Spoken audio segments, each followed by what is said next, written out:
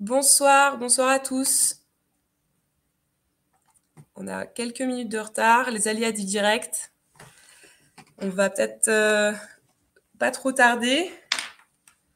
Je pense que la plupart des participants ont réussi à se connecter, du coup, avec ces 5 minutes de marge. Donc bienvenue. On va pouvoir commencer du coup. Donc bienvenue à ce second webinaire du propriétaire HMV. On est heureux que vous participiez ce soir. Donc moi je suis Amélie Strens, je suis chargée de projet immobilier de loisirs à la communauté de communes Haute-Moyenne Vanoise. Donc ce soir on va être 5 intervenants différents.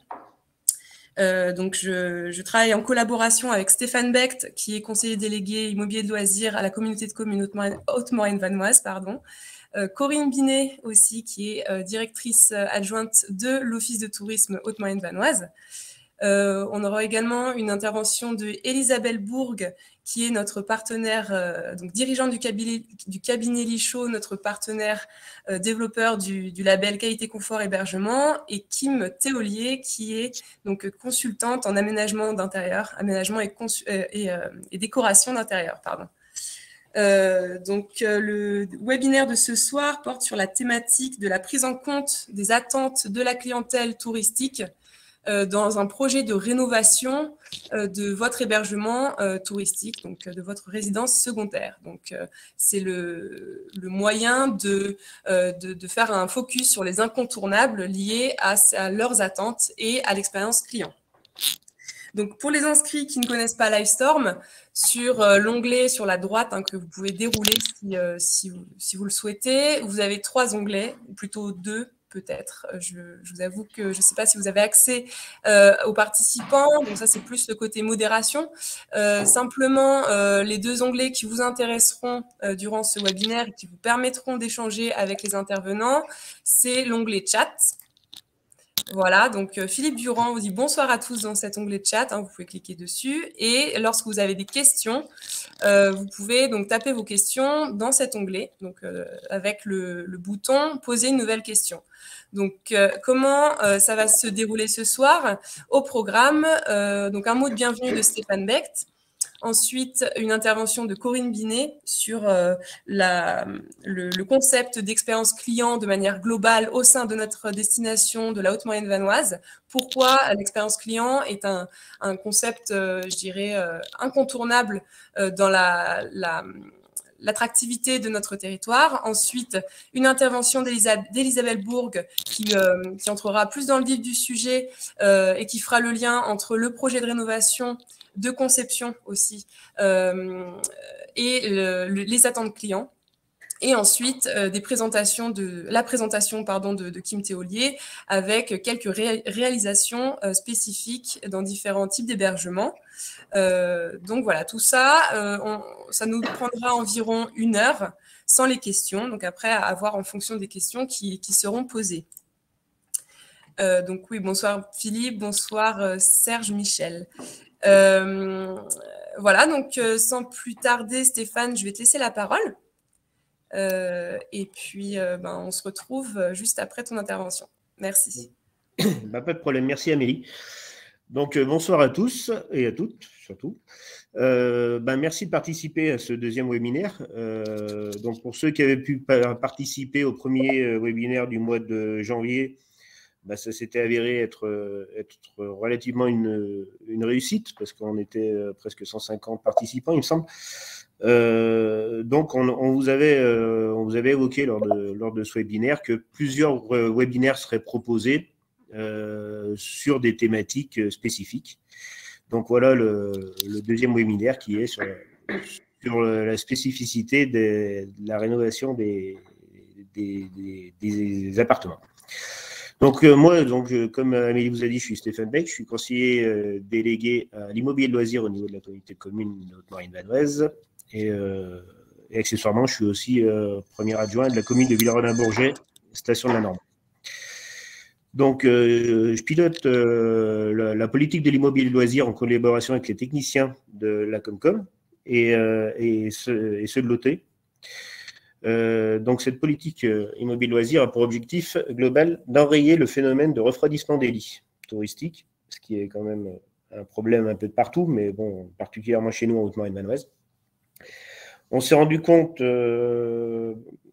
réellement avec le Covid qu'en fait, 80% de notre économie dépend de l'activité touristique.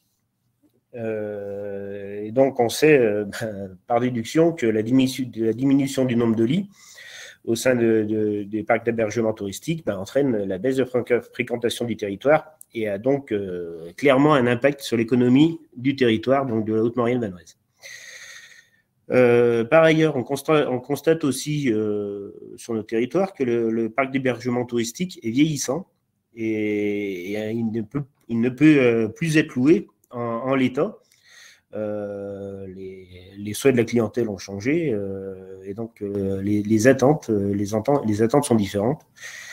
Donc voilà pourquoi, au niveau de la politique immobilier loisirs, on met en place plusieurs actions afin d'améliorer la qualité de ces hébergements, notamment via la création du label qualité confort hébergement.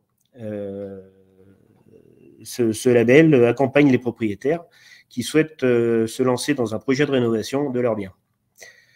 Par ailleurs, l'Office du tourisme vous propose la place du marché, qui est un autre outil qui permet aux propriétaires loueurs de particulier à particulier de disposer d'astuces pour améliorer le rendement de leurs biens. Donc tout ça sera évoqué à la suite de ma présentation. Donc là, on parle bien ici de la rénovation pour faire correspondre aux tendances actuelles d'aménagement intérieur, en besoin d'espace et de fonctionnalité, et en qualité des matériaux sélectionnés, et en décoration et en création d'ambiance. Ces différents paramètres, lorsqu'ils correspondent réellement aux attentes de la clientèle, ça permet de contribuer à leur satisfaction et forcément à la fidélisation de notre clientèle touristique.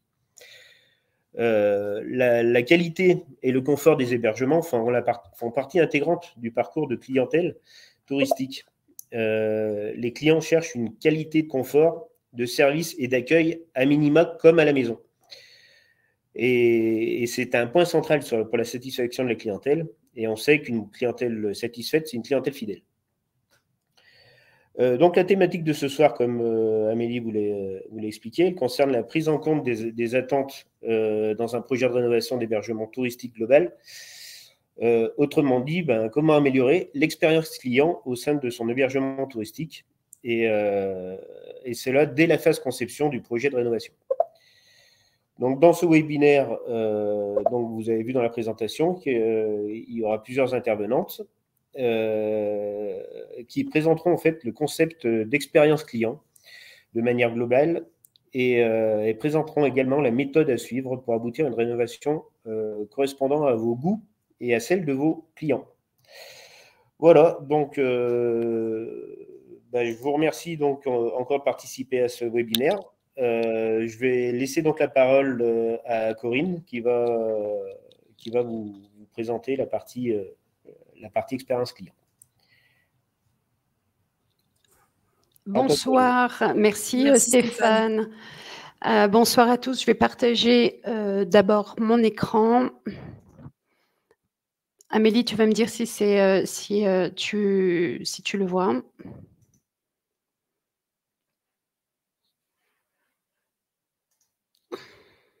C'est tout bon, Corinne, on le voit. Il faut juste le mettre en mode plein écran.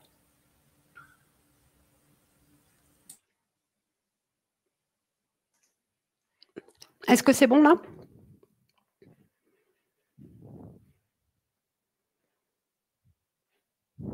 Oui, c'est tout bon, Corinne. C'est tout bon. Alors, bonsoir à tous. Donc, je m'appelle Corinne Binet, donc je travaille à l'Office de tourisme.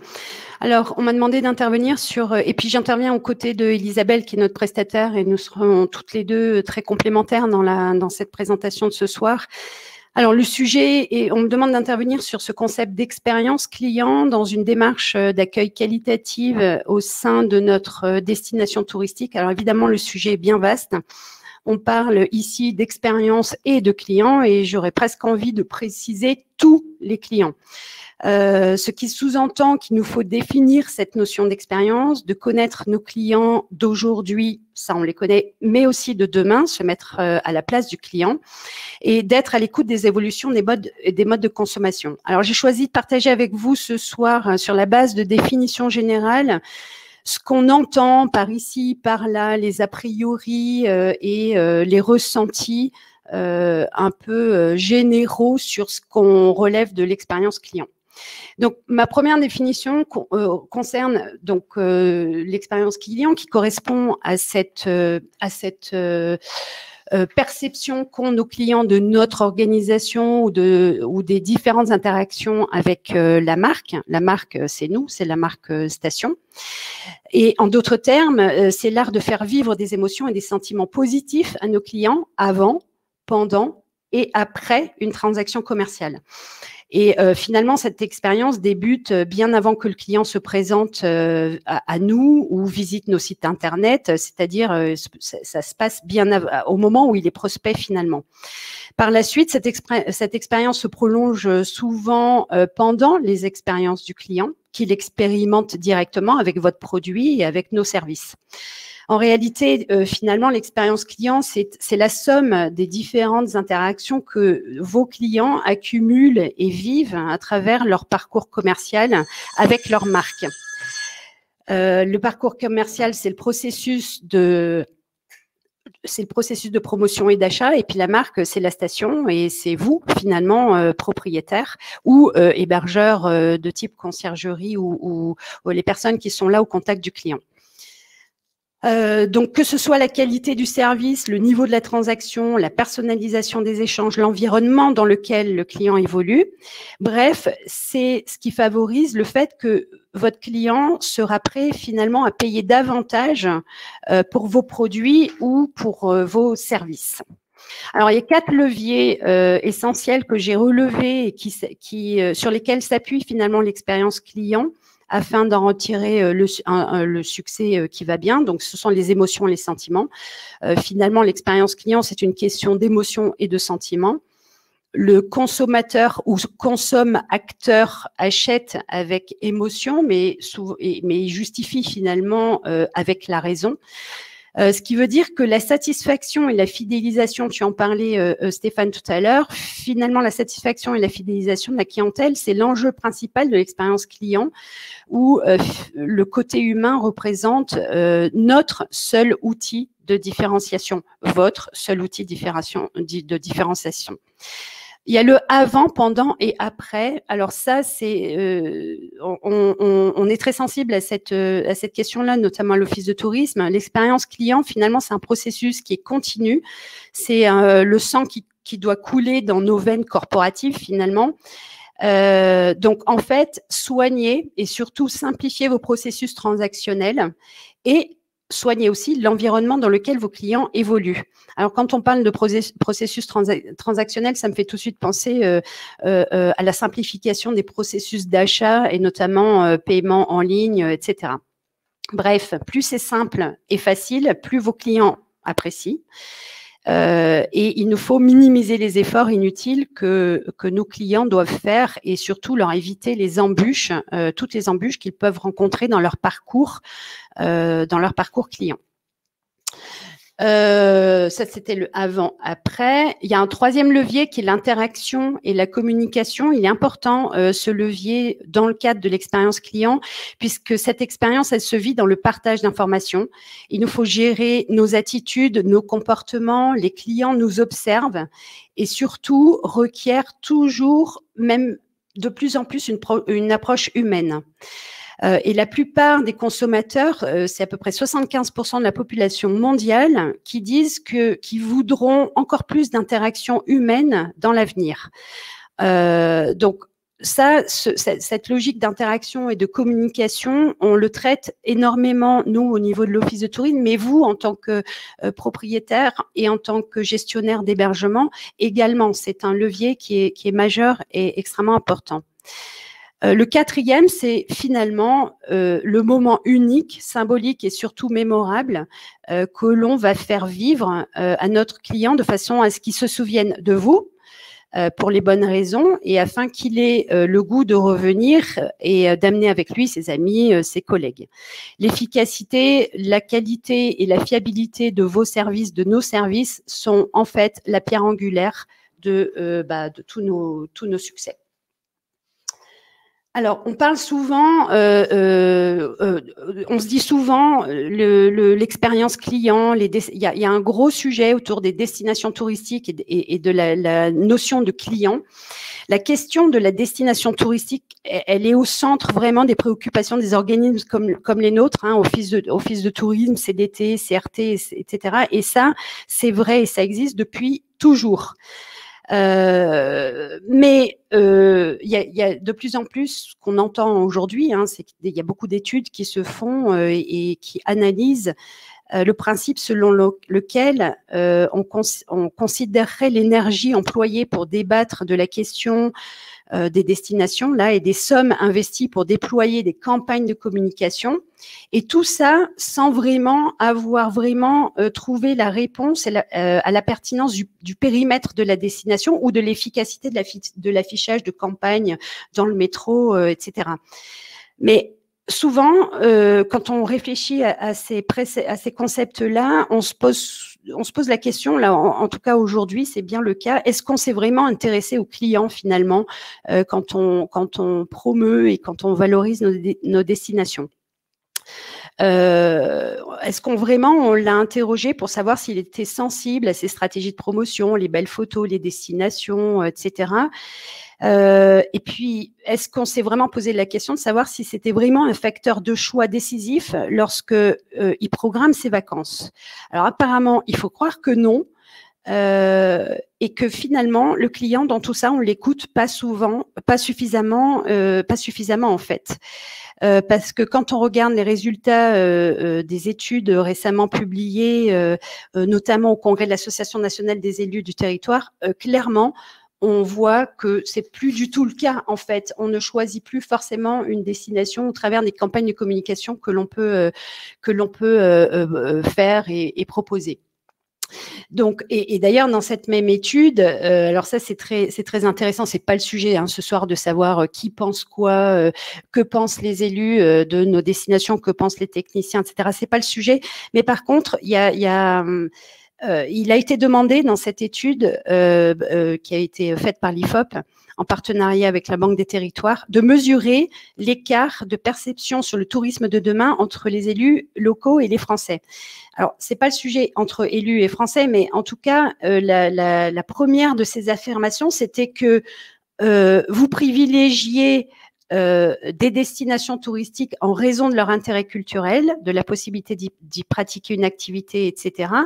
Et alors là, les élus disaient oui à 77%, et finalement, le client, il disait oui, mais que à 41%.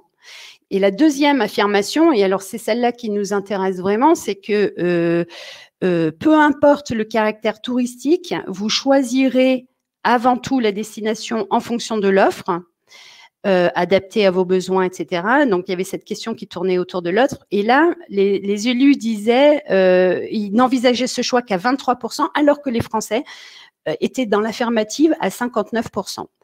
Donc, il y a des choses qui évoluent et qui changent aujourd'hui, finalement, outre l'énorme différence de perception entre les Français et les élus. Le résultat, c'est que quand même, 60% des Français partiront en vacances et mettront l'accent sur l'hébergement avant la destination.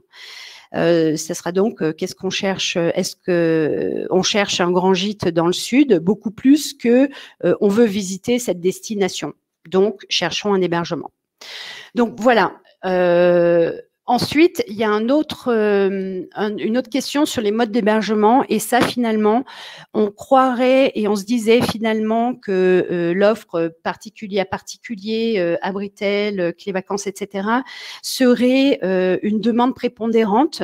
Elle l'est, soyons clairs, mais finalement, le Français répond à quel mode d'hébergement vous privilégierez, dans quel mode d'hébergement vous privilégierez vos vacances. Finalement, c'est tout type d'hébergement, quel qu'il soit. Enfin, la source d'information. Et ça, on recoupe du coup avec ce qu'on disait tout à l'heure sur les 4 leviers d'interaction dans le cadre de l'expérience client. Les sources d'information les plus influentes dans le choix de la destination, on le voit bien, c'est le bouche à oreille Et là, on en revient à l'interaction numéro 3 tout à l'heure, interaction et communication. Et moment unique, symbolique et surtout mémorable. Donc, le bouche à oreille est extrêmement important.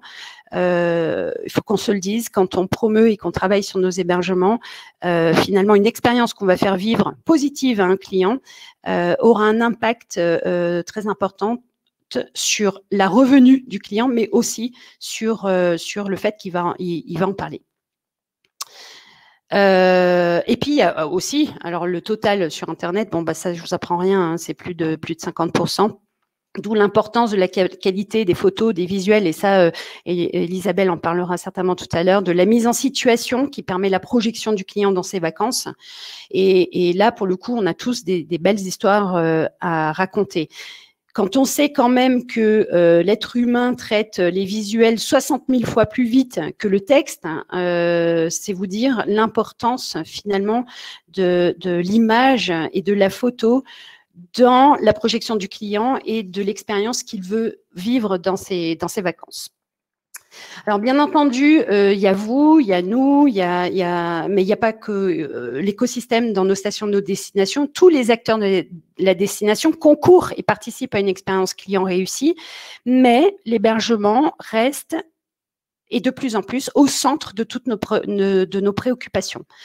Alors, que ce soit sur les sites web des hébergeurs ou même ceux des destinations et tous les sites autour de notre business, les pistes d'amélioration sont nombreuses et ça, c'est général en France. Mais il nous faut progresser sur ces pistes-là parce que finalement, on est là pour intéresser les fameux 60% de Français qui disent que dans les 10 ans à venir, ils vont choisir leurs vacances en fonction de la qualité d'hébergement. Car dans tout ça, c'est l'hébergeur qui, lui, détient la clé de la consommation finale sur le territoire. Notre touriste sera arrivé sur la destination par le choix de son hébergement, ok, mais il ne le connaîtra pas forcément, ce territoire ou cette station, ni l'offre de loisirs, de visites, d'activités sur place. Donc, le rôle de son hôte en termes de prescription est complètement essentiel. Plus les personnes d'accueil dans les hébergements, et là je pense, parce qu'il y a des propriétaires qui accueillent leurs clients, mais il y a des propriétaires qui confient cet accueil-là aux conciergeries. Donc plus ces personnels-là sont sensibilisés à cette nécessité de travailler sur cette expérience client, meilleurs nos résultats seront finalement. Et enfin, la mise en communication des hébergements d'un territoire est plus que jamais essentielle. On parlait tout à l'heure des photos, des histoires à raconter, des témoignages. Et même si les grandes plateformes de type Airbnb, les nôtres aussi, même nous, hein, on se met dans le lot. Même si ces grandes plateformes ont montré le chemin de la mise en valeur de l'hébergement, même si l'hôtellerie de plein air et l'hôtellerie générale ont bien avancé quand même sur ce domaine, sur la partie C2C, c'est-à-dire particulier à particulier, il y a encore pas mal de travail à faire. Tout ce qui relève de la vitrine hébergement, de ce qui va nous permettre de qualifier l'offre hébergement, Elisabeth en parlera un peu plus tout à l'heure et on complétera peut-être le propos. Mais, pardonnez-moi, globalement, on va dire qu'en Haute-Maurienne, ça c'est les stats de l'étude d'enquête de satisfaction de nos clients. Globalement, nos clients sont contents de la destination et de l'expérience qu'ils vivent sur nos destinations. Il y a c'est un travail, ce qu'on appelle le Net Promoter Score, c'est-à-dire c'est un indicateur de fidélité client, en fait. Il évalue dans quelle mesure le répondant recommande la station et son hébergement à ses amis, ses proches et ses collègues.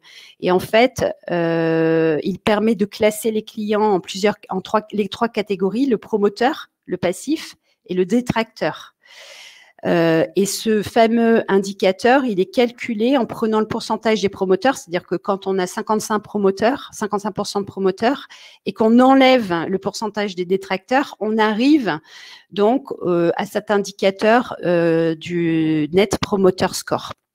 Donc, globalement, on est plutôt bien. Néanmoins, on en a d'autres qui sont meilleurs que nous. Et sur la petite haute maurienne, on est plutôt pas mal, mais quand même relativement disparate, puisqu'on a quand même des stations comme Volfréjus, par exemple, où on a plus de détracteurs que de promoteurs. Mais globalement, nos clients sont relativement contents de la destination, mais c'est là qu'on va travailler, c'est tout le propos d'Elisabeth tout à l'heure, mais notre hébergement devra être et est, je pense très certainement, on a des pistes de progression importantes sur ce sujet-là. Et puis, alors, je vais démentir ce que je disais un petit peu tout à l'heure. Dans cette même notre étude de satisfaction client en termes d'expérience, je vais dire un peu, pas l'inverse, mais je vais quand même pondérer un peu mon propos de tout à l'heure. Le confort, la taille et la capacité d'accueil arrivent à date dans nos enquêtes clients haute-maurienne après l'emplacement et la situation. Donc désormais, puisque Stéphane le disait, toutes ces problématiques de satisfaction d'expérience client font que on va réorienter nos questionnaires un peu plus justement sur la qualité confort. Là, ces résultats, les questions étaient un peu génériques et on ne ciblait pas forcément la partie modernité et confort. Voilà. Néanmoins, on leur pose les questions de savoir qu'est-ce qu'ils ont pensé de leur, non pas expérience, mais de leur hébergement en termes d'état général de l'hébergement. Donc, globalement, sur l'ensemble des stations, on le voit bien, bon, ils sont assez contents. On a affaire à des hébergements rénovés, plus faibles en termes de modernité. Et quand même, malgré tout, avec un pourcentage de qualification de l'hébergement comme étant dit ancien.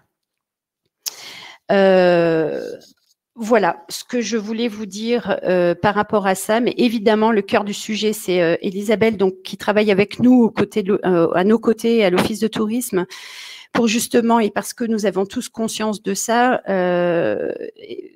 pour nous amener à travailler un peu mieux l'expérience client, parce que un hébergement, on a une propension à souvent penser, tu me diras si je dis juste Elisabeth, mais quand on le rénove ou quand on l'imagine pour nos clients, on pense souvent vacances scolaires, février, et on pense souvent à une typologie clientèle et pas à tous les clients dans le cadre de l'expérience que l'on doit déployer et développer dans nos stations et sur l'ensemble du territoire. Je vous remercie. Merci Corinne. Elisabeth, je te laisse la parole. Oui, alors je vais vous partager mon écran. Attends, faut que je quitte le mien, non? Vous me dites si vous le voyez.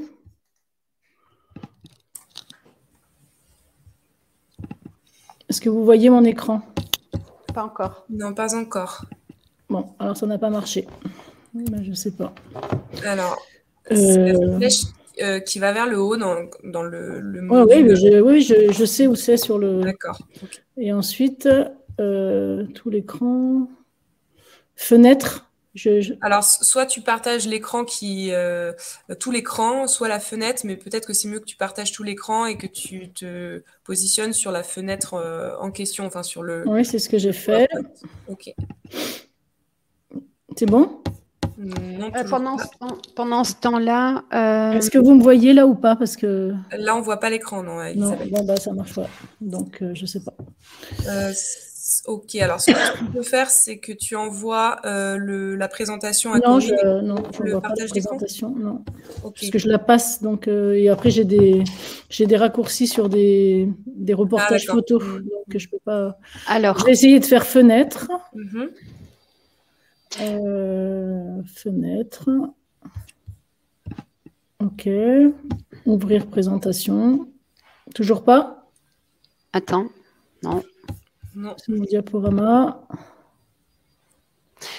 Pendant ce temps-là, je vais répondre à la question, aux questions juste à côté. Alors, Monsieur Millon, quel niveau de réservation avez-vous pour la saison par rapport aux années avant Covid. Alors, à date, sur l'ensemble des stations, on est en avance par rapport au volume de réservation 2019. Désormais, on compare nos performances en termes de réservation par rapport à 2019 et non pas 2020. Donc, on va dire qu'on est bien en termes de volume de transactions, de réservation. Toutes les stations sont en avance en taux d'occupation à date, donc en acquisition-réservation, par rapport à 2019. Sauf la station de Valfréjus, mais qui est à un point d'écart en moins par rapport à 2019. Mais on va dire que pour l'instant, nous sommes plutôt pas mal dans notre perspective d'hiver. Moi, je vois toujours pas où est-ce que je peux ouvrir. Amélie, si tu peux me… Oui, alors, du coup, on va… Moi, j'ai ma barre en bas avec tous mes documents ouverts pour vous les présenter. Ok, et donc, alors, du coup, si tu cliques sur « Partager l'écran », tu sais, quand tu fais que partager… oui, et là m'apparaît tout l'écran, fenêtre ou onglet Chrome. Tout l'écran, du coup, et comme ça, tu te mettras uniquement sur la fenêtre de projection. Ça y est, je sais pas si je pense que là, ça va marcher. Il semblerait que nous ne soyons pas en mesure d'activer le partage. D'accord. Mac, parce que je suis sur Mac, alors est-ce que c'est alors, ça? Ouais, c'est ça. Ok. Du coup, ce qu'on peut faire, Kim, c'est que tu peux faire une présentation des réalisations et ensuite Elisabeth pourra faire sa présentation le temps qu'on règle ce petit paramètre. Oui, je fais toute ma présentation. Ouais, ok, ça marche, on fait comme ça. Merci. Et vous me direz juste, vous me confirmez juste que mon écran il se partage bien. Ok. Moi, Amélie, il faut que tu me dises comment je configure parce que sinon j'arrête. D'accord, pas de problème, je reviens tout de suite. Si tu peux m'appeler sur mon portable. Ouais, je t'appelle tout de suite. Coupe mon micro. Est-ce que c'est tout bon pour moi?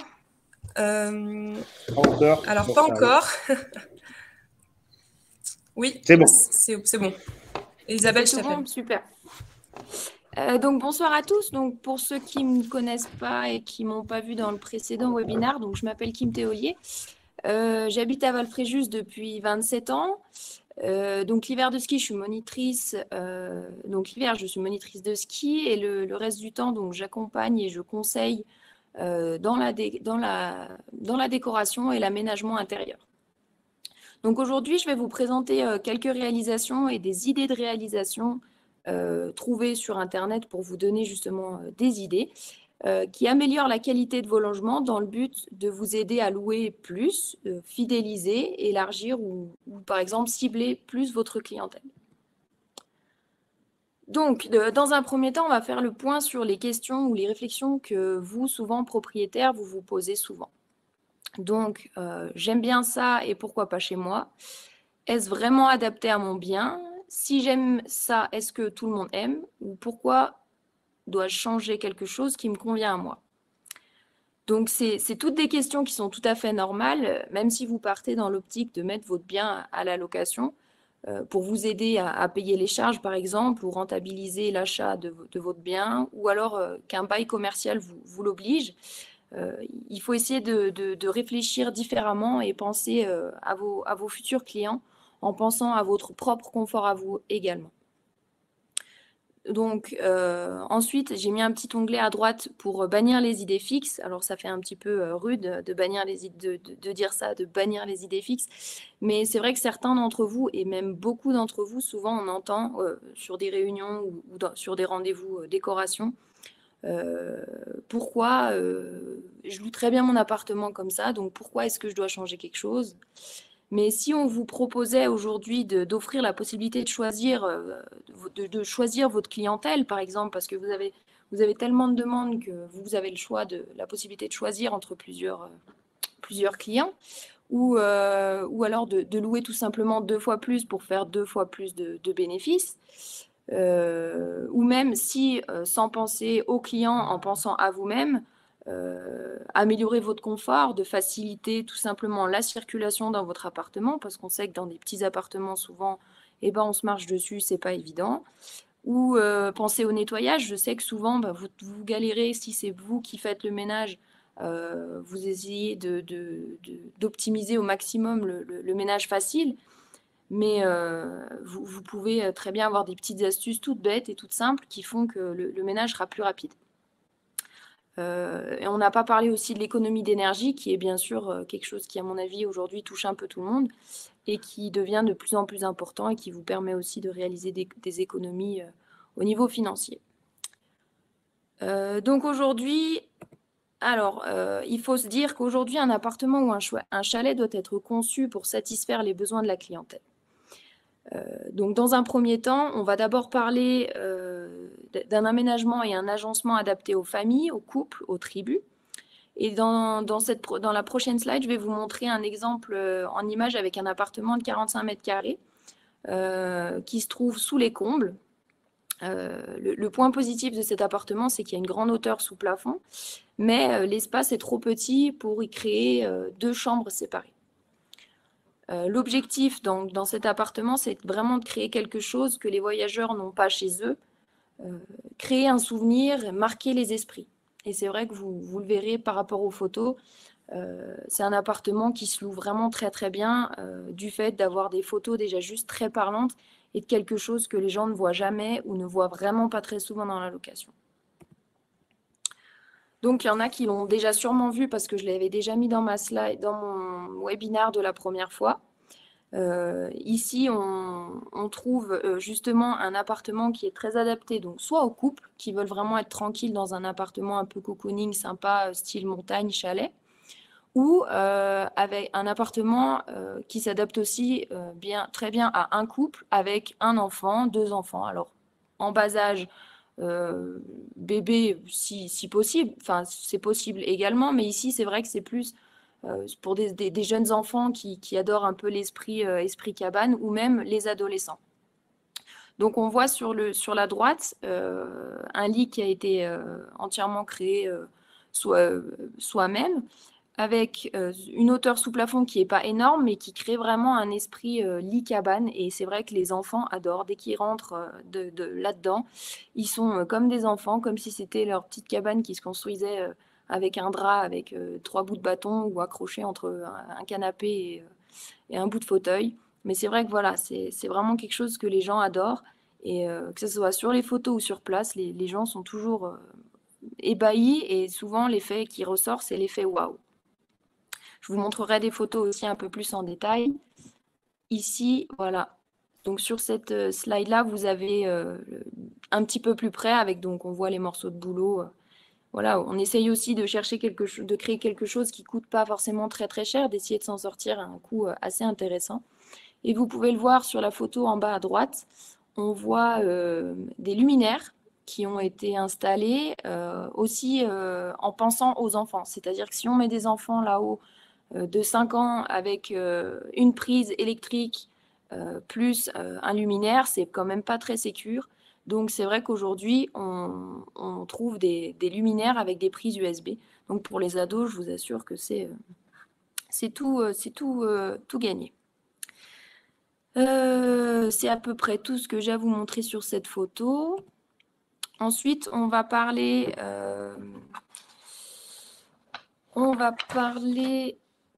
toujours dans l'esprit de satisfaire les besoins de la clientèle. On va parler du mobilier qui peut s'adapter aux différents usages dans des volumes restreints. Donc, la première photo, ça sera sur un chalet. La deuxième également, qui s'adapte vraiment au type de clientèle que vous allez recevoir. Mais l'avantage sur ces prochaines photos, c'est que vous allez voir qu'on peut autant accueillir des couples, des amis, parce que le mobilier est modulable. Alors voilà donc le premier exemple ici. On va pouvoir, donc, comme je vous l'ai dit, accueillir autant un couple, car les lits sont collés, d'accord. C'est 2 sommiers de 80 qui forment un lit de 160 ensemble. Et vous aussi, voilà, c'est des amis qui sont là, qui n'ont pas forcément envie de dormir côte à côte. Hop, ils séparent les lits, ils mettent la table de nuit au milieu, et puis le problème est réglé. Hop, ici, on va passer toujours dans un chalet sur une chambre qui est un petit peu biscornue. C'est une chambre qui est tout en longueur. Alors, c'est vrai qu'on essaye d'y mettre au maximum de couchage sans être trop non plus à l'étroit, pardon. Donc ici, c'est un chantier qui est en cours, qui n'est pas encore terminé. La photo de droite, ce n'est pas le après, c'est l'idée de comment le client voulait le projet. La photo actuelle, elle est en haut à gauche. Donc on voit vraiment une pièce qui est toute en longueur, un lit qui est vraiment pas très pratique, un lit superposé, pardon, qui n'est pas très pratique, et un lit double. Donc cette chambre, elle dispose de 4 couchages. Le plan de construction qui a été fait avec un artisan local est sur le bas de votre écran à gauche. Donc, on voit un escalier plutôt pratique. D'accord ? Ici, on voulait vraiment quelque chose de pratique qui accueille toujours. Alors, ici, sur la photo de droite, on peut voir qu'on peut mettre 6 couchages. Ici, dans cette chambre, on restera sur 4 couchages en laissant l'espace en bas à droite de libre pour faire un espace de jeu plutôt pour les enfants, comme la pièce est plutôt à l'étroit. Voilà, donc c'est vraiment un projet où il faut se dire que les gens, dès qu'ils vont voir cette photo de chambre à la réservation, ils vont se dire « Oh, mais c'est vrai que nos enfants, là, ils vont être bien, ils auront leur chambre, ils vont dormir dans quelque chose qu'ils n'ont pas l'habitude. » C'est souvent quelque chose qui fait tilt à l'étape de réservation, quelque chose qui fait la différence par rapport à un autre chalet qu'ils vont voir. Donc ensuite, j'ai trouvé plusieurs exemples. Donc ça, ce n'est pas des réalisations que j'ai fait moi-même. Hein. Au contraire, c'est des architectes qui ont réalisé ces projets-là. Mais je les ai mis pour vous montrer que c'est aussi possible chez vous. Pourquoi chez vous? Parce que souvent, la plupart des propriétaires en montagne, c'est des appartements avec des plus faibles mètres carrés. Donc par exemple, sur la première photo de gauche, on voit un lit superposé qui a été rajouté dans un couloir. Vous savez, c'est pas les coins nuits, c'est vraiment les couloirs souvent un peu étroits où souvent vous avez des lits escamotables qui se déplient le long du mur. Le même exemple sur la photo du milieu, où ici, ça peut être autant dans un couloir que dans une toute petite chambre. Souvent, vous avez des coins en montagne. Et à droite, un triple couchage dans une toute petite chambre. Alors, c'est juste pour vous montrer que des fois, il n'y a pas besoin de grande surface. Ici, il y a un petit peu de hauteur sous plafond. Ça vous permet quand même de mettre 3 couchages plus du rangement. Voilà. Ensuite, on va passer donc toujours pour satisfaire les besoins de votre clientèle. L'importance des détails, donc on va parler des accessoires, de la décoration qui vont rendre un ensemble plutôt fonctionnel. L'objectif sera donc de faciliter le quotidien de vos clients, la circulation dans les espaces restreints et de réaliser également des économies d'énergie. Alors, là, on va parler donc toujours en images, c'est toujours un petit peu plus parlant que les grands textes. On va voir de plus en plus aujourd'hui de mobilier intégré. Donc, comme ici sur la photo de gauche, on voit que l'espace salle à manger a été conçu pour optimiser l'angle de la pièce. On peut rajouter également du rangement sous les bancs, d'accord ? C'est vrai que sous une chaise, on ne peut pas forcément le faire. Et aussi faciliter le ménage. Donc, si vous imaginez cet espace avec des chaises, par exemple, auparavant, comme c'était conçu avant, donc l'angle, il n'aurait pas été utilisé, le rangement, il n'aurait pas été possible. Et le ménage, je vous laisse imaginer quand vous passez l'aspirateur ou le balai avec 16 pieds de chaise à décaler les unes sous les autres. Ensuite, j'ai mis une petite ampoule. Bon, c'est surtout un luminaire décoratif, hein, c'est pas quelque chose d'exceptionnel. Mais par rapport aux éclairages, je visite énormément d'appartements où l'éclairage, alors je ne vais pas dire déplorable parce que c'est vraiment un mot très fort, mais souvent est très très sombre. Souvent, vous avez, dans les vieux bâtiments, vous n'avez pas de plafonnière, vous n'avez pas d'éclairage au plafond. Et c'est vrai que c'est vraiment un manque de... C'est pas votre faute, mais c'est vrai que c'est quelque chose qu'aujourd'hui, quand on a une lampe au-dessus d'une table, on voit quelque chose. Aujourd'hui, dans vos appartements qui datent un petit peu, il n'y a que des appliques sur les murs qui n'éclairent pas beaucoup. Donc, n'hésitez pas à mettre des ampoules puissantes à basse consommation. Aujourd'hui, on les trouve. Vous réaliserez également des économies d'énergie parce que vous pouvez très bien en trouver des puissantes à basse consommation. Ensuite, sur la photo de droite, pour faciliter encore une fois le ménage, parce que je sais que c'est quand même assez important, le ménage, essayez d'éviter d'avoir des pieds. des pieds. Donc, je parle des pieds de table de chevet, par exemple. Donc là, sur la photo, on voit que ça a été une tête de lit qui a été faite en bois, avec un peu de tissu au milieu. Et la tablette, c'est tout simplement un morceau de bois et de planche qui a été traité avec des équerres. Donc, c'est-à-dire quand vous passez l'aspirateur, vous n'avez pas à vous casser les pieds pour soulever la table de nuit ou pas aller aspirer derrière. Voilà. C'est tout des petites choses qui font que ça vous facilite le quotidien. Comme la lampe, elle a été intégrée dans la tête de lit, on n'a pas de fil qui dépasse et ça, c'est quand même vraiment appréciable. Alors, on va essayer de parler un coup des encombrements. Donc, c'est vrai qu'aujourd'hui, dans certains petits appartements, on a des portes qui se touchent. Je pense que vous voyez de quoi je parle. C'est que on ouvre la porte des toilettes, puis ça tape en face dans la porte de la chambre. Et c'est vrai qu'aujourd'hui, on a c'est pas nouveau, hein, on a des portes coulissantes, donc soit à galandage, c'est-à-dire qui rentrent dans la cloison, soit en applique, qui permettent d'éviter ces encombrements de portes, ces claquages de portes, et d'abîmer les portes aussi, tout simplement. Pensez-y.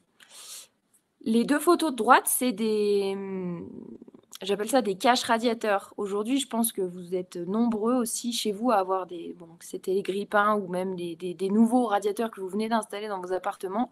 Et puis vos clients, ils vous ont posé les gants mouillés en plastique dessus. Et puis vous avez votre radiateur qui a fini tout noir. Donc aujourd'hui, ça, c'est des petites solutions qui ne coûtent pas grand-chose parce que vous pouvez le faire vous-même en bois ou acheter juste des petites tablettes au sommet ou juste un petit porte-manteau avec des simples crochets à fixer au-dessus pour éviter que les gens ils vous ruinent vos radiateurs. Ensuite, c'est des exemples toujours avant-après. Je pense que certains d'entre vous l'ont déjà vu. Des petits objets, des petits accessoires qui rendent aujourd'hui un service aux clients qu'ils apprécient vraiment. Donc, par exemple, ici, on va le voir c'est une photo avant-après. Hein. Le garage avant à gauche n'était vraiment pas très pratique, pas très esthétique non plus. Et sur la droite, donc toujours le même garage, mais après travaux, avec les sèches-chaussures. D'accord, le banc à côté des sèches-chaussures pour permettre aux gens de ne pas se compliquer la vie. J'enlève mes chaussures, je les mets. Les ranges de ski sur la droite, donc là il y a un petit banc qui les embête, mais bon, c'était juste pour la petite photo.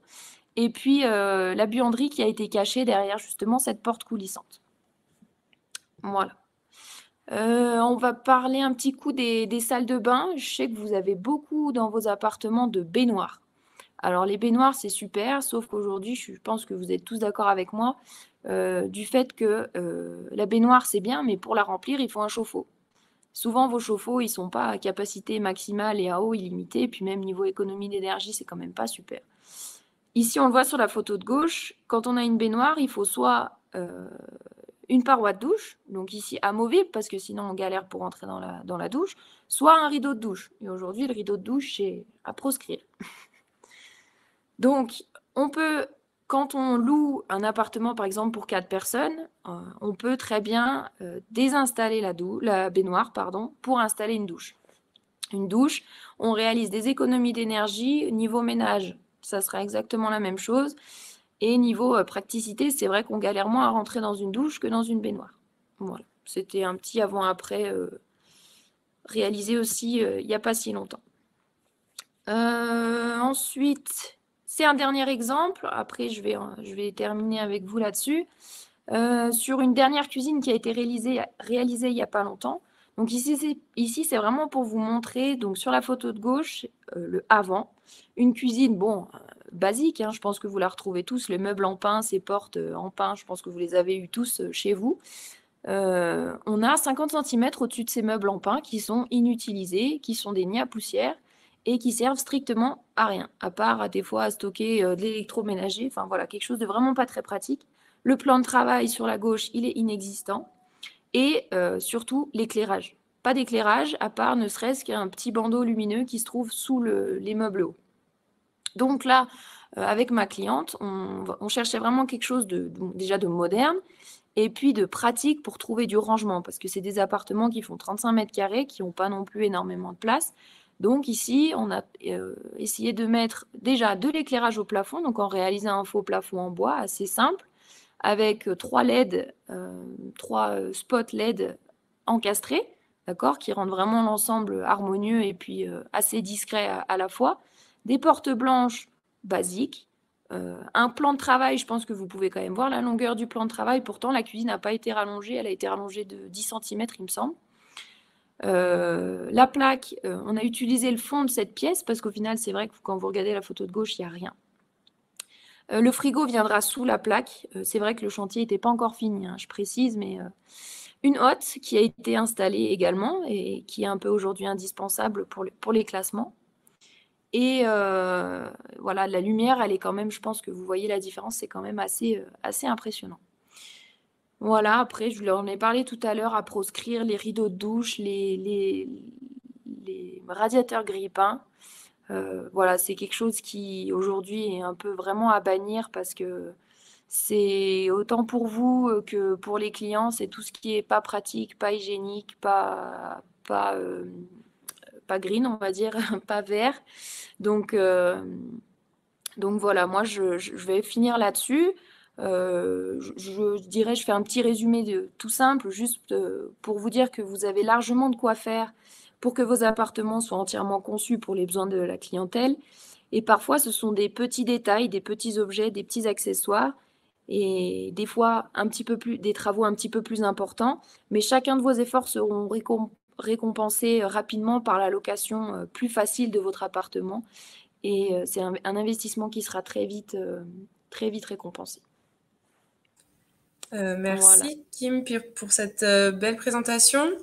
Juste, je vais faire un point avec Corinne, point logistique, excusez-nous pour ce contretemps. Pas de souci.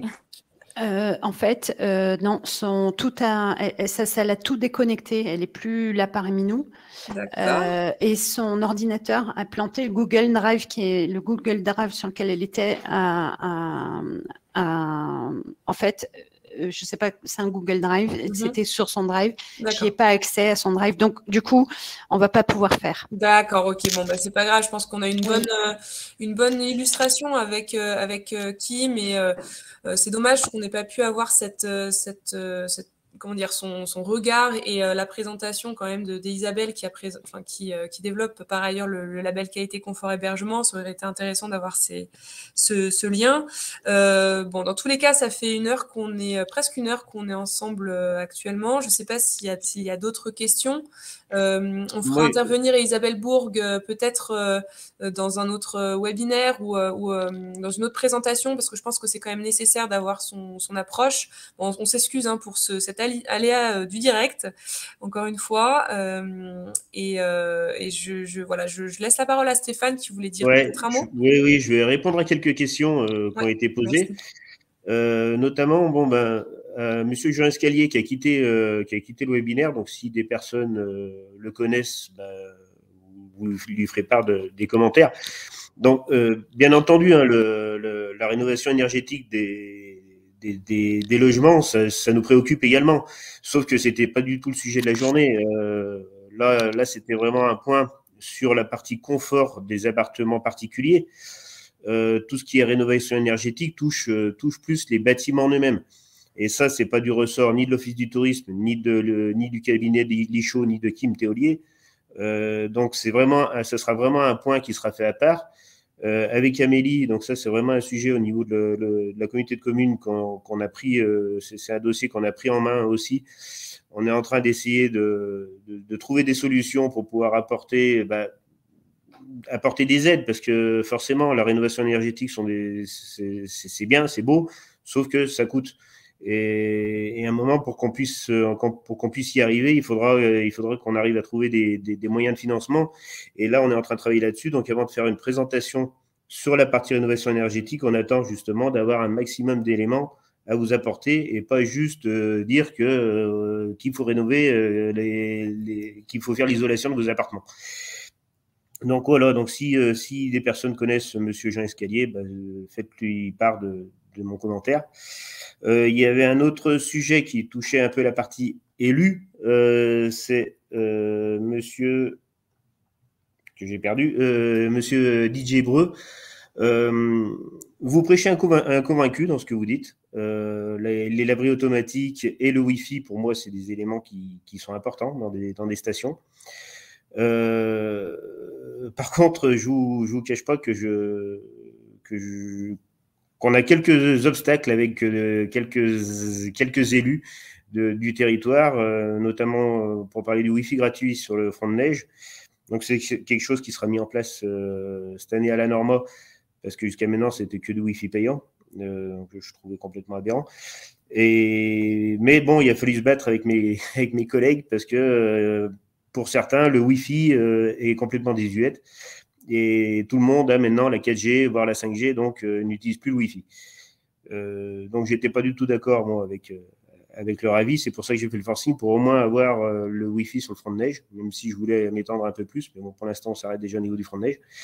Et c'est vrai que, par contre, c'est vraiment du ressort, ça, des élus des communes. C'est pas du ressort ni de la Comcom, ni de l'Office, pour le coup. Donc, voilà, je vous invite à vous rapprocher de vos élus locaux pour essayer de faire le nécessaire. Et pareil pour la partie laverie automatique, nous, au niveau de la communauté de communes et au niveau de l'Office du tourisme, on va essayer de trouver des solutions pour mutualiser les moyens en termes de matériel et moyens humains au niveau des conciergeries, par exemple, ou des hébergeurs pros, voilà, pour pouvoir donner un maximum de services aux clients et surtout aux propriétaires hébergeurs. Sauf que la partie de laverie automatique dépendrait éventuellement plus, pareil, soit des communes, soit éventuellement, comme c'est le cas là à la Norma, c'est la SEM qui gère ça. Donc, ça serait voilà, peut-être plus des professionnels, mais c'est pareil, je pense que c'est des éléments que vous pouvez faire remonter auprès de vos communes et je pense que les maires des stations, à partir du moment où ils ont ce genre de demande, ils seront obligés quand même de les honorer. Parce que bon, c'est des demandes qui viennent de l'extérieur, donc des gens qui finalement ont une vision extérieure à ce qui se passe chez nous. Parce que c'est vrai que peut-être que chez nous, des fois, on vit un peu trop dans notre microcosme, mais on ne se rend pas compte en disant, comme Kim disait tout à l'heure, mais ça va très bien comme ça, pourquoi faire mieux? Donc voilà, donc c'est bien pour expliquer un peu à tout le monde qu'il y a des choses à améliorer. Et donc, j'ai bien pris note, Monsieur Breu, de ce que vous aviez dit. Donc voilà, je ne sais pas si mes commentaires ont fait, vous ont rassuré ou pas, je ne sais pas. Donc voilà, c'était l'intervention que je voulais faire. Alors après, je ne sais pas, je te laisse la main, Amélie. Oui. Alors du coup, Monsieur Breu a rebondi sur ce que tu as dit, Stéphane. Il disait, ok, pas de Wi-Fi, mais une 4G qui fonctionne. Donc ça, on en est encore sur un autre sujet par rapport à la 4G. C'est pas forcément, ça ne dépend pas que des communes ni de l'intercommunalité. Je sais pas si tu veux en dire un mot. Voilà, pour expliquer un peu voilà, comment ça fonctionne, parce que c'est vrai qu'il y a plein de questionnements autour de ça. La partie 4G, c'est réellement les opérateurs qui font le nécessaire. Nous, les communes n'ont aucun pouvoir là-dessus, ni les communes, ni le territoire. Ça, pour le coup, vous pouvez faire confiance aux opérateurs, parce que dès qu'il s'agit de récupérer de la clientèle et du débit, ça, ils mettent en place les infrastructures pour. Le problème, c'est qu'il c'est très long en procédure pour pouvoir mettre des antennes 4G. Donc, ça commence à se développer de plus en plus. Après, il y a un problème quand même qui n'est pas moindre, c'est que le développement de la 4G a créé des grosses nuisances au niveau de la TNT, surtout sur notre territoire de montagne. C'est peut-être pas pareil en plaine. Donc, je pense que les opérateurs ont revu un peu leur façon de développer le 4G et ils ont ralenti un peu sur ce développement-là. Mais c'est vrai que ça fait partie aussi des attentes des clients de toute façon, hein, surtout maintenant qu'on commence à parler de la 5G, alors qu'on a du mal à être couvert en 4G chez nous, mais on a quand même de la 4G, c'est peut-être pas toujours des débits phénoménaux, mais bon, c'est en train de se développer aussi. Mais ça, sachez que ça, par contre, pour le coup, les élus n'y peuvent rien. Ok, merci voilà. Stéphane. Corinne, est-ce que tu voulais ajouter peut-être un petit mot ? Oui, pour répondre à Gilles de l'Église qui parlait de cette rénovation des chalets ou d'espaces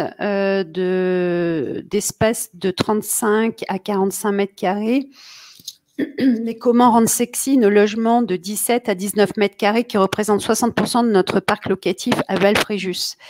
Et j'avais envie de lui dire, mais je crois qu'elle connaît ma réponse, mais comme ça tout le monde peut l'entendre sur le sujet, finalement, et c'est dommage qu'Elisabeth soit pas là, parce que finalement, les plus belles, on va dire, réalisations, et en tout cas les choses les plus ingénieuses en termes d'occupation de l'espace et de gestion de l'espace, des petits espaces, finalement, c'est là qu'il y a les plus beaux miracles, en fait. Donc, un 17, 19 mètres carrés qu'on connaît dans nos stations, et il y en a encore partout, finalement, qui étaient des hébergements de 4 à 6 personnes dans les 19 mètres carrés avec les coins montagne, 3 lits superposés. Aujourd'hui, ces surfaces, on peut y faire des espaces. Kim, tu conforteras peut-être mon propos, des espaces cosy, mais version chambre d'hôtel pour 2.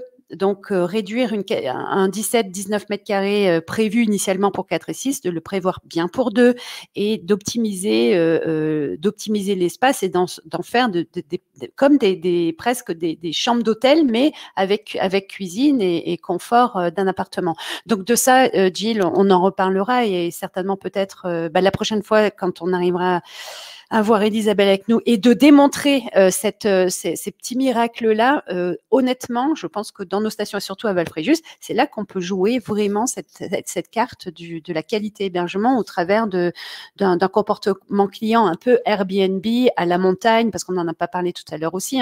Les séjours 7 jours, c'est plus trop ce qui se fait. On part en midweek, etc. Donc, il y a des choses à réfléchir au niveau de Val-Fréjus et je te confirme, Gilles, que c'est là qu'il y a des choses, de très belles choses, très ingénieuses qui se font sur ces surfaces. Kim, tu voulais peut-être ajouter un mot par rapport au petit volume et aux transformations? C'est vrai que Corinne l'a très bien dit, souvent c'est dans des petits volumes qu'on s'amuse le plus parce que c'est là où on peut inventer justement des choses qu'on ne voit pas ailleurs. Tout à l'heure, les lits superposés que je vous ai montrés, c'est des photos que j'ai trouvées sur Internet d'architectes qui travaillent pas dans la vallée de Maurienne, mais plutôt en Tarentaise. Et c'est vrai que c'est dans des surfaces très petites, entre 16 et 19 mètres carrés. C'est vraiment des lits superposés c'est sûr que ça va être du sur-mesure, donc forcément ça va coûter un petit peu plus cher, mais c'est vraiment des choses qui sont intégrées à l'appartement et qui font, comme je vous l'ai dit tout à l'heure, l'effet waouh, c'est-à-dire que vous allez voir la photo, ah mais comme ça change des 19 mètres carrés qu'on voyait à l'époque où les lits se dépliaient du mur, et c'est vrai que tout ça, ça crée une différence. Et aussi, Gilles, ce qui est important aussi à savoir, c'est que des 19 mètres carrés, comme tu dis, c'est 60% à peu près de nos logements à Val-Fréjus. Donc, si ces 60%-là, ils se disent, je vais les créer pour 4 personnes, tous les appartements vont se ressembler, tous les appartements vont être les mêmes. Aujourd'hui, est-ce qu'il ne faut pas plutôt se dire, j'ai un appartement de 19 mètres carrés, est-ce que je ciblerais pas plutôt les couples, un jeune couple? Je fais un petit cocon, un petit truc super sympa qu'avec un lit double ou un canapé-lit, et puis je laisse le reste de l'espace un petit peu plus aérien, un petit peu plus libre, quitte à y faire une cuisine un petit peu plus sympa pour pouvoir y passer des dîners un peu plus romantiques. Voilà, c'est vraiment un ciblage de la clientèle. Est-ce que il faut réfléchir peut-être d'abord à qui cibler et en quelle quantité, et puis après vraiment trouver une déco et quelque chose de sympa. Mais après, c'est vrai que Corinne l'a dit, c'est souvent dans des petits espaces qu'on s'amuse le plus parce que c'est modulable, c'est là où c'est vraiment sympa. Ok, donc on retiendra aussi qu'il y a cet aspect de ciblage pour par la suite mettre en place des solutions qui soient adaptées à un type de clientèle ou deux types de clientèle avec cet aspect modulable. Par exemple, couple ou famille de 4 personnes ou groupe d'amis. Voilà, ça peut être... Aujourd'hui, il ne faut pas se dire que je vais louer pour 2, donc forcément, je vais mettre un prix moins cher parce que ce n'est pas forcément vrai. Si vous louez pour 2 un bien qui en vaut vraiment la peine, qui a vraiment des qualités au-dessus d'un appartement pour 4, vous pouvez être sûr qu'un couple va choisir votre appartement, mettre un petit peu plus de sous dans votre appartement parce qu'il est différent, parce qu'il est ciblé pour eux. C'est vraiment quelque chose qui va leur correspondre. Ok. Très bien, merci beaucoup. Je pense qu'on a fait le tour. Je ne pense pas qu'il y ait d'autres questions à ce stade, sinon je vous invite à les taper assez rapidement. Si Amélie, tu avais une question dans les questions de Madame Guillou. Exact. Ah oui, pardon, je l'avais vu en plus. Désolée, je ne l'ai pas relayé. Programmez-vous d'intégrer les avis sur votre plateforme? Je pense que ça, c'est une question pour Corinne. Oui, affirmatif. Alors, pas forcément celle-ci, mais celle qu'on va développer, qui est en projet dans la refonte de l'ensemble de l'écosystème digital de la destination et des stations. À ce stade, on aurait pu le faire l'année dernière. On avait d'ailleurs, il y a 2 ans, on avait prévu de mettre les avis. Avec l'équipe, j'avais été un peu échaudée de ces histoires d'avis, de modération des avis et du revers de la médaille que ça pouvait représenter. Je suis maintenant complètement convaincue de l'importance des avis, même si les derniers articles nous démontrent qu'il y a des sociétés et des entreprises qui achètent des avis en lot, etc. Bon, on réfléchit à la question. En tout cas, si ce nouvel environnement digital évolue, la réponse est oui. On y intégrera les avis, mais si on arrive à nous prouver que ça reste honnête, pertinent et qu'il n'y ait pas de contrefaçon et de malfaçon dans la manière de gérer les avis, parce que c'est un métier et quelque part modérer et pondérer les avis, ça peut vite se retourner contre nous en fait. Voilà. Ok. Alors, on a eu d'autres questions entre-temps, notamment Jill qui rebondissait. Donc, ce n'était pas forcément une question, c'était plus une suggestion qui disait qu'elle était complètement d'accord avec la possibilité de moduler dans un petit espace. Ça remet en question l'équilibre de modèle investissement station, de l'IOK, mon père 2 acheteurs, de remontée mécanique, alors, et des dépenses dans la station à étudier. Effectivement, mais moi, là, ce n'est que mon point de vue. Je pense que c'est intéressant de pouvoir moduler et donner la possibilité à un couple, donc 2 lits, d'utiliser l'appartement, mais aussi à une famille de 4 personnes, par exemple. Et c'est là où ça rejoint ce que disait Kim dans les possibilités de modulation, où ça devient vraiment intéressant. C'est aussi une possibilité de tabler, de viser plutôt une clientèle qui serait pas forcément, je dirais, qui viserait pas forcément les périodes de vacances scolaires, mais d'autres périodes qui sont un peu plus creuses. Donc c'est là aussi où on peut avoir, comment dire, une sorte d'équilibre entre les potentiels risques de perdre 2 acheteurs lors des vacances scolaires. On les récupérerait sur ces périodes creuses, puisque le logement serait destiné, par exemple, à un couple et qui pourrait, tout à fait réserver et venir en station durant ces périodes hors vacances scolaires, par exemple. Après, il faut relativiser aussi. On sait dans nos stations, enfin, c'est même un peu un état général. Il y a 50% de l'IFRO quand même. Donc, sur les 50% de l'IFRO, il y a probablement des appartements de 19 mètres carrés que les gens n'osent pas mettre en location parce qu'ils se disent « mon appartement est trop petit et c'est plus de l'attente des clients ». Donc, autant que ces appartements-là satisfassent des couples, éventuellement, c'est toujours ça de gagner quand même, plutôt que des appartements restent froids. Ouais, c'est mieux que rien. C'est mieux qu'un appartement fermé, c'est clair. Toujours dans cette logique aussi, investissement, station et retombées économiques. Ensuite, on avait une question de Daniel Laffray. Pourrait-on avoir accès à vos diaporamas en ligne ou dans un compte-rendu? Oui, tout à fait. Vous aurez, à l'issue du webinaire, l'enregistrement, le replay qui sera accessible. Vous recevrez un lien automatiquement pour avoir accès à ce replay. Donc, vous aurez tout le loisir de consulter cet enregistrement comme bon vous semble. Et ce sera aussi illimité dans le temps. Donc, voilà, pour répondre à votre question, les statistiques de consultation de Didier Chardonnay. Par rapport aux statistiques de consultation, alors, je ne sais pas si Corinne, ça te parle par rapport aux statistiques de consultation? Alors, si c'est les consultations peut-être sur la plateforme. Voilà, sur la plateforme. Alors, je l'analyse pas encore. On analyse les volumes, en fait, les volumes de réalisation vente en fait.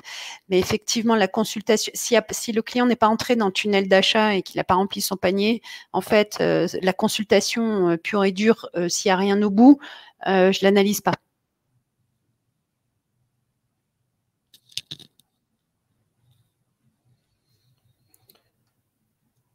Donc les appartements, c'est pour répondre à Monsieur Durand, les appartements pour destinés au télétravail, on sait qu'il y en a maintenant, ça commence un peu à se pratiquer. Reste, comme ce que j'expliquais tout à l'heure par rapport aux commentaires de Monsieur Breu, ceux qui peuvent le proposer, c'est ceux qui ont déjà Internet dans leurs apparts. Même si maintenant, de plus en plus de copros commencent à pouvoir proposer du Wi-Fi au niveau des copros. Sinon, on a quand même du débit Internet quand même qui est raisonnable. Pour chaque propriétaire peut faire installer une box dans son appartement. Pour l'instant, c'est quand même envisageable. Donc, ça commence à se faire de plus en plus, le télétravail, surtout avec la proximité de la gare de Modane. Donc ça évolue petit à petit.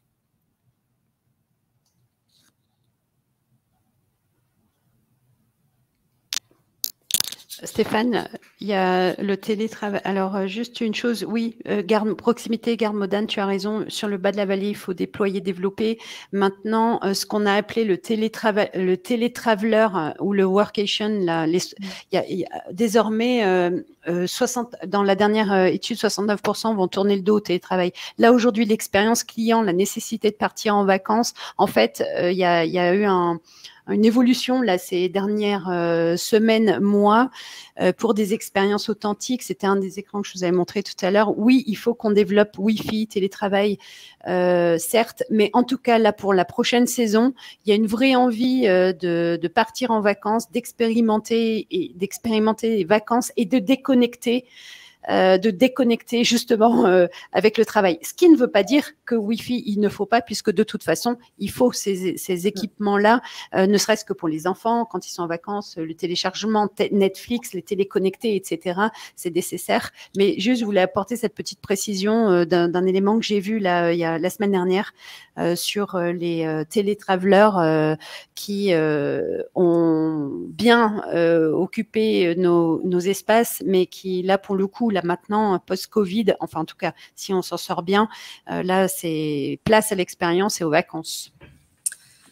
Ok, merci Corinne. Une autre question de Anne Thomas. Prévoyez-vous un jour un encouragement financier à louer? Les lits froids font beaucoup de mal à une station. Alors, ça, c'est effectivement une grosse question. Un encouragement financier direct à louer, comme ça, je ne pense pas que ce soit le plus pertinent.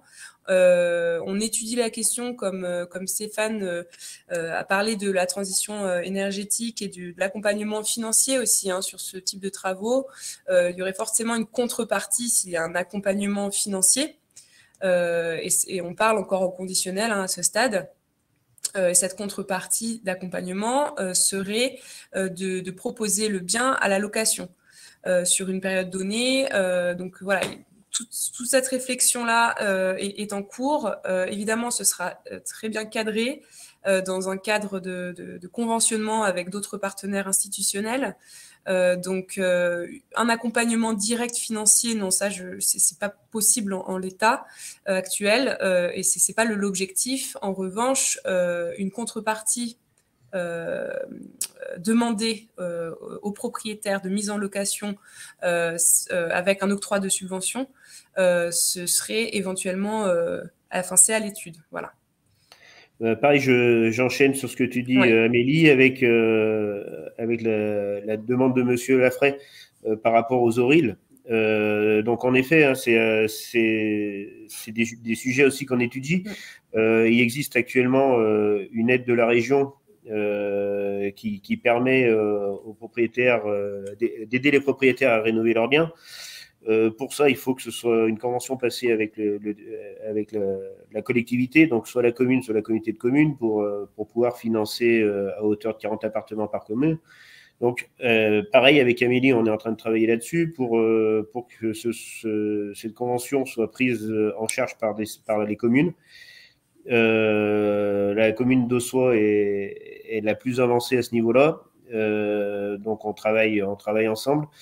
Mais bon, pour l'instant, c'était un peu statu quo parce qu'avec les élections régionales récentes, tout ce qui était aide était figé pour le moment, mais là, ça va pouvoir repartir.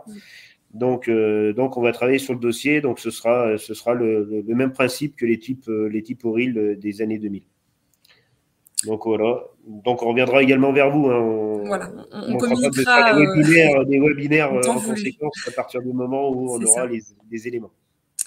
Exactement. Et ça se fera petit à petit en fonction des possibilités de chaque commune, puisque pour l'instant, on est sur ce type de fonctionnement. Alors voilà, je pense qu'on n'a pas d'autres remarques à ce stade. Je vous propose de nous quitter s'il n'y a pas d'autres suggestions ou questions.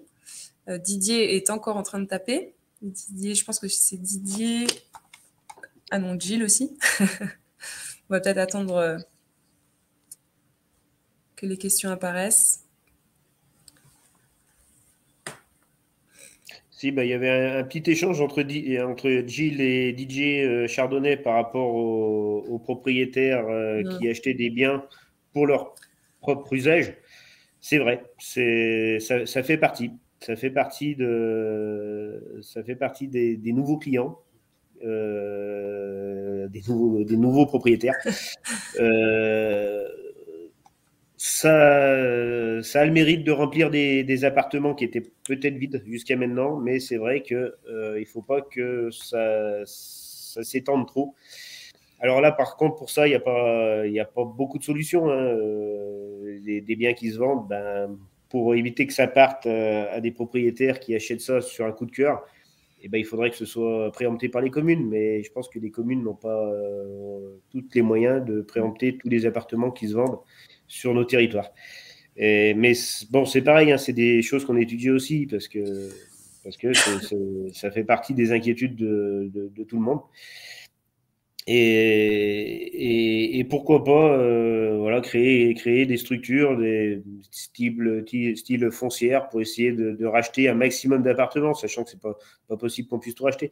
Mais voilà, racheter des appartements qui paraissent stratégiques pour pouvoir rebooster un peu les locations, mais ça fait partie aussi de nos axes d'études. Voilà. Merci beaucoup, Stéphane. Voilà, on a des remerciements, donc je pense qu'on peut se dire bonne soirée là-dessus. Merci à vous d'avoir participé. Encore une fois, le replay sera disponible dans le lien qui vous sera envoyé automatiquement dans votre boîte mail. Donc, n'hésitez pas à le consulter comme vous le souhaitez. Ce sera possible aussi de régler le curseur. Hein. C'est pas nécessaire d'attendre 1 heure pour arriver à la fin du webinaire, par exemple, ou plus. Donc, bonne soirée à tous. Merci pour votre participation. Merci Corinne, Kim, Stéphane. À très bientôt. Merci pour l'invitation. Merci à tout le monde. On reviendra vers vous pour une intervention de Elisabeth Bourg qui n'a pas pu être là ce soir. Voilà, par rapport à des questions de logistique. Voilà, merci, bonne soirée, à très bientôt. Bonne soirée à tous, au revoir. Bonne soirée, au revoir, merci. Au revoir.